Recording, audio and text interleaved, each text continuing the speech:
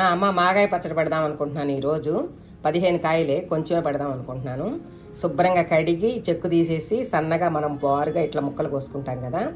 8 అయినాయి ఈ అర్ధసేరుతోటి, అందుకని అర్ధసేరు ఉప్పు పెట్టుకున్నాను. కొంచెం పసుపు ఇవాళ గిన్నెలో వేసేసి మూత పెట్టి ఉంచేస్తాము.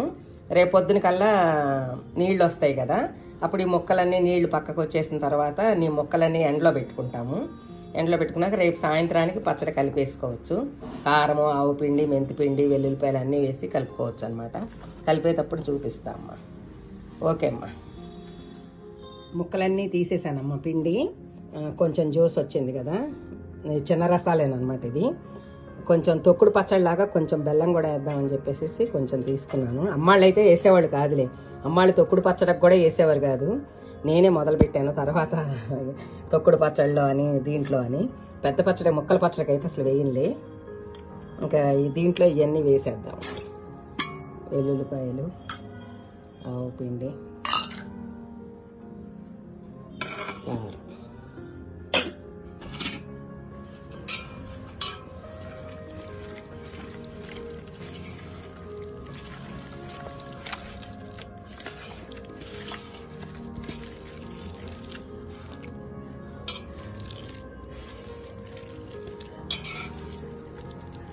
అమ్మ మాగాయ పచ్చడికి వాళ్ళ ముక్కలు ఎండలో పెట్టాం కదా, ఒక్కరోజు ఎండలో పెడితే చాలు ఇట్లా అయిపోయినాయి, చక్కగా ఎండిపోయినాయి మొత్తం అన్నీ. మనము దీంట్లో కారం అన్నీ కలిపి ఉంచుకున్నాం కదా, వెల్లుల్లిపాయలు, కారం, ఆవు పిండి, మెంతిపిండి అన్నీ కలిపి ఉంచాం కదా, దానిలో ఇవి కూడా వేసేసి కలిపేద్దాం.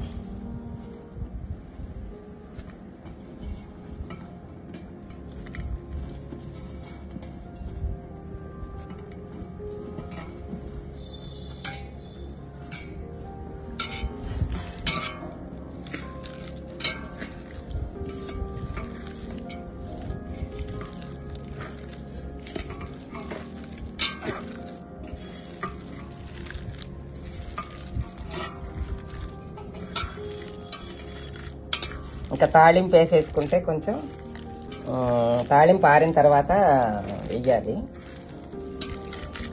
మాగాయ పచ్చడి రెడీ.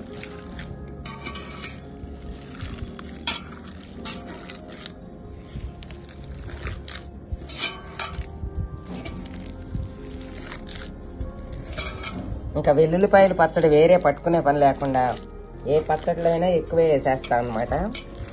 మనం కూరల్లో వేసుకునే వెల్లుల్లిపాయ ఉడికిన దానికన్నా ఇట్లా మనం పచ్చిగా ఉన్న వెల్లుల్లిపాయ వాడుకోవటం చాలా మంచిది మనకి. అందుకని చెప్పేసి మనకి అవకాశం దొరికిన చోటల్లో వెల్లుల్లిపాయ ఎక్కువగా వాడుకుంటే మంచిదమ్మా.